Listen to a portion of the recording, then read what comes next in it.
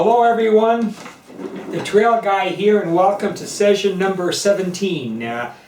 Today I'm just back. I've been away for a while because I was at the Leadville 100 with 5 other runners from Victoria, and there was a total of 21 of us from Victoria that went. The rest were support crew, and it was a brutal day for me and a few others. Only one out of the 5 of us from Victoria completed. Was Matt Cecil, and he did it in 26 hours and change, so congratulations, Matt. The rest of us really got caught up. It was a lot of, I found out after the race, was the altitude poisoning it was called. I couldn't catch my breath after the 23rd mile mark. I made it, and I made it to the Winfield halfway station, but I just missed the cutoff by about 5 minutes.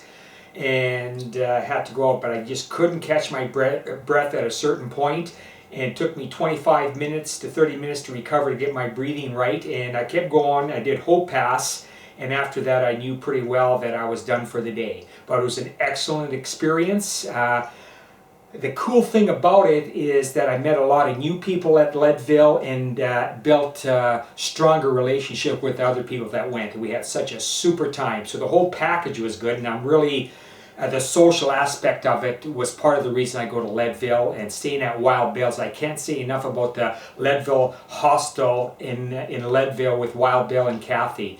And if you ever need a place to go for a great atmosphere, great accommodations at a fair price, remember, stay at the Leadville Hostel and Inn, run by Wild Bill and Kathy. So I just wanted to let you know that. Now, a couple things, not a quarter of them, but because of what happened, and I wanted to share with you, it's a Tom Hopkins definition of failure, and I just wanted to communicate that with you guys. So let me just show you, and I'll read that to you. Now, hopefully you can be able to see this. I never see failure as failure, but only as a learning experience. I never see failure as failure, but only as the negative feedback.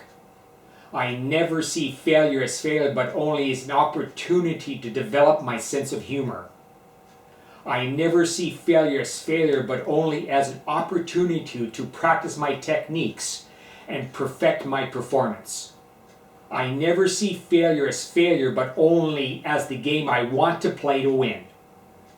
And the Champion's Creed. I am not judged by the number of times I fail, but by the number of times I succeed.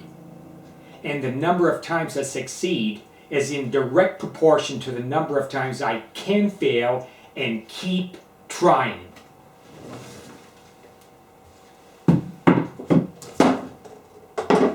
Now, a couple of things that I did learn from the Leadville 100. This is my 3rd time. I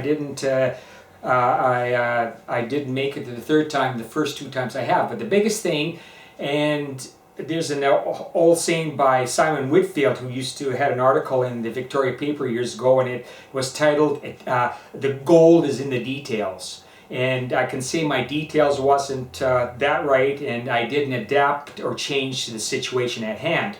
For what happened, and I found out I had altitude poisoning, meaning there wasn't enough. It was bad enough at 10,000 feet and 12,000 feet for oxygen, but because of the forest fires in the surrounding states, we had a lot of smoke cover, and a lot of that, because of the forest fires, it took up a lot of that oxygen. So that's why I was out of breath a lot, but I wasn't aware of that until after the race and trying to figure out what happened, why I didn't feel the same way as I did in 2002, 2005. So what I learned is you do have to have attention to all the details. After the 23-mile mark, my strategy and planning went out the door. I didn't have my vegan brownies that I always had. The only thing I did survive on, of course, was the trusted Baby Gourmet baby food, organic baby food. Boy, that helped me out. That's what kept me going. Again, I didn't drink enough water. I should have forced myself to have water. I should have forced myself to eat. At the pre-race briefing, they did say actually a 100-miler is really, it's an eating contest with a little running involved, and that was so true. And next time, well, if I ever do altitude, I don't know if I ever will, but I'll make myself eat, even if I have to throw up. I'm going to eat and drink more water and just follow my plan and not follow other plans, because there's so many ideas out there, people doing different strategies, And a lot of people got caught up with other people's strategies and recommendation. But you got to stick to your plan and trust your plan. Listen to other people, but don't do what works for you. That's what I found out.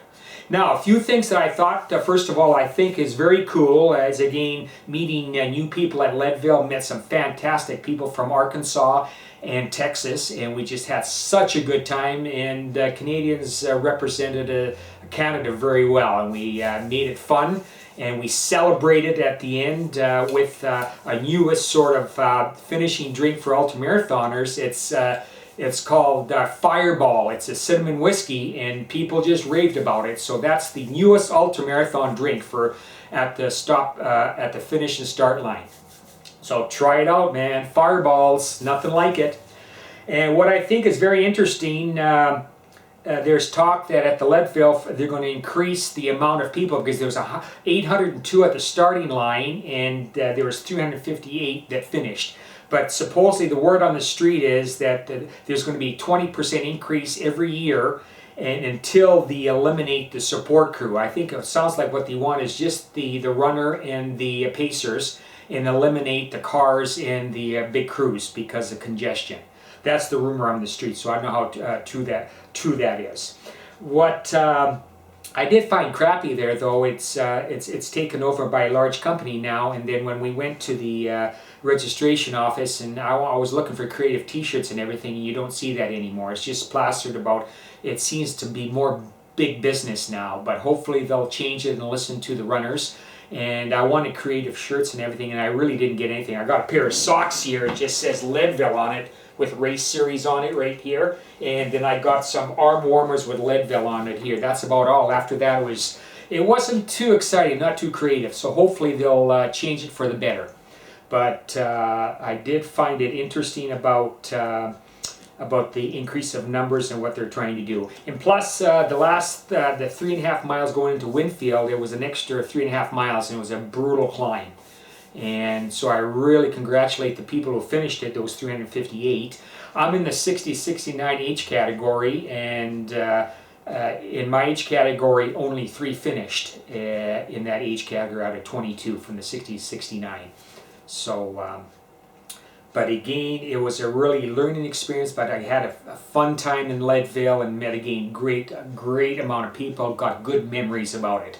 But remember, you have to get the training in. I have to admit, really, that 10 years ago, I trained for 6 months to 7 months, and I worked out 6 days a week religiously.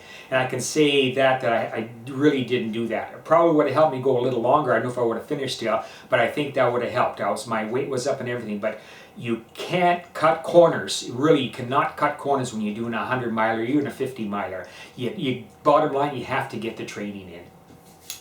Now, another thing now, recommended reading from my library of classics. A lot of books I've recommended for the last 16 sessions were based from one book. It's called Think and Grow Rich by a gentleman called Napoleon Hill.